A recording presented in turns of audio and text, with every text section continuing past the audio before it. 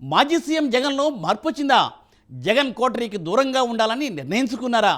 తాడేపల్లిలో ఇక నేరుగా ప్రజలతో కలిసేందుకే ఏర్పాట్లు చేసేస్తున్నారా? ఇప్పటికే బ్యారికేడ్లు ఏర్పాటు చేశారా అంటే అవుననే సమాధానమే వినవస్తోంది.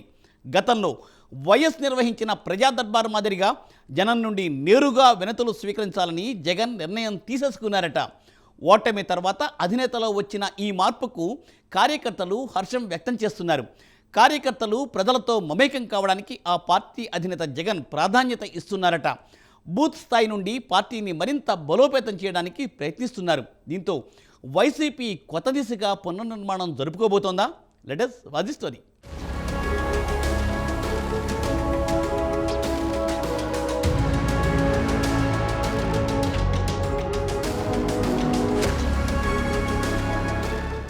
నాయకుడు అనేవాడు ప్రజలకు అందుబాటులో ఉండాలి. తాను సామాన్య ప్రజానికానికి అతీతమనే భావన వారికి రానివ్వకుండా జాగ్రత్త పడాలి. సెక్యూరిటీ జాగ్రత్తలు తీసుకుంటూనే ప్రజల్లో కలిసిపోవాలి, కలిసి ఉండాలి. ఒకప్పుడు జగన్ ఇదే, కానీ తర్వాత మార్పు వచ్చింది. అది మంచిది కాదనే గ్రహింపు తాజాగా వచ్చిందని అంటున్నారు. జగన్ కోటరీకి దూరంగా ఉండాలని నిర్ణయించుకున్నారు. తాడేపల్లిలో ఇక నేరుగా ప్రజలతో కలిసేందుకు ఏర్పాట్లు చేశారు. ఇప్పటికే బారికేడ్లను సైతం ఏర్పాటు చేశారు.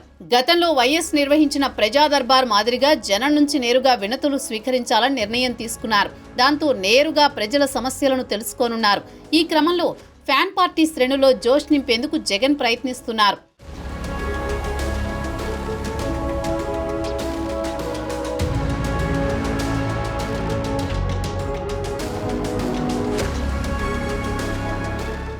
అయితే సార్వత్రిక ఎన్నికల్లో వైసీపీ ఘోరంగా ఓడిపోయింది.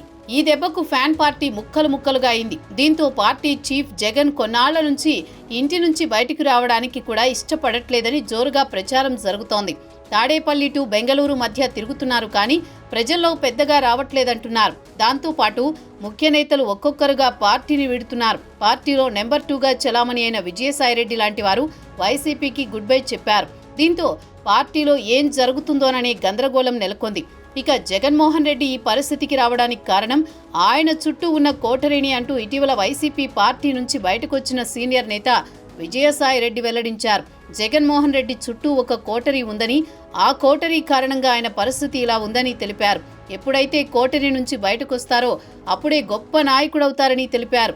ఈ నేపథ్యంలో వైసీపీ యాక్షన్ ప్లాన్ మొదలుపెట్టింది.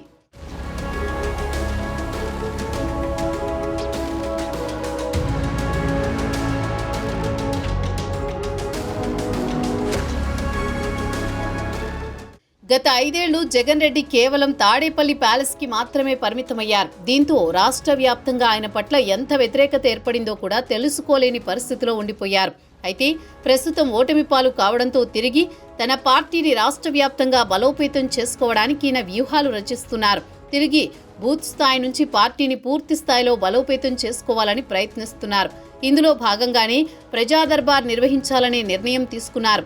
ఇప్పటి వరకు కేవలం పులివెందుల నియోజకవర్గంలో మాత్రమే ఈయన ప్రజా దర్బార్ నిర్వహించి వారి సమస్యలను అడిగి తెలుసుకునేవారు. అయితే ఇకపై తాడేపల్లిలో ప్రజా దర్బార్ నిర్వహించాలని నిర్ణయం తీసుకున్నట్టు సమాచారం.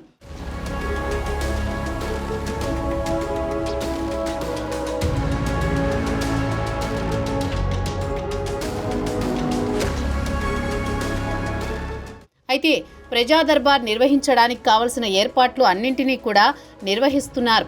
ఇలా ఈ కార్యక్రమంలో భాగంగా ప్రజలు వారి సమస్యలను తెలియజేయడానికి వీలుగా ఉంటుందని, అప్పుడు రాష్ట్ర పరిస్థితుల పట్ల కూడా ఒక అవగాహన ఉంటుందని జగన్ భావించినట్టు తెలుస్తోంది. అయితే గతంలో కూడా రాజశేఖర్ రెడ్డి ఇలాగే ప్రజా దర్బార్ ద్వారా ప్రజా సమస్యలను తెలుసుకునేవారు. ఇప్పుడు జగన్ సైతం రూటు మార్చి తన తండ్రి బాటలోనే పయనిస్తున్నారని తెలుస్తోంది.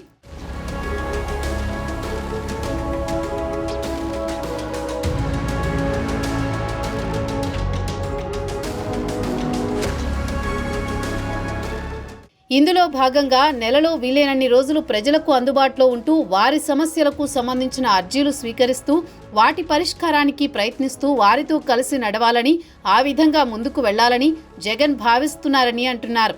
ఈ మేరకు తాడేపల్లి ఆఫీసులో ఏర్పాట్లు చేస్తున్నారని చెబుతున్నారు. రాష్ట్ర వ్యాప్తంగా అన్ని జిల్లాల నుంచి తరలివచ్చే వారిని నేరుగా కలుసుకోనున్నారు. కూటమి ప్రభుత్వంపై వారి నుంచి ఫిర్యాదులను స్వీకరించనున్నారు.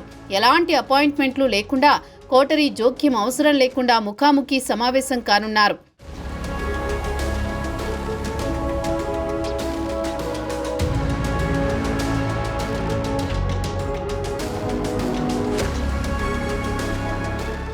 ఇదిలా ఉంటే రాష్ట్రంలో అధికారాన్ని కోల్పోయిన తర్వాత పార్టీని మళ్లీ బలోపేతం చేయడానికి నాయకత్వం ప్రణాళికాబద్ధంగా పనిచేస్తోంది.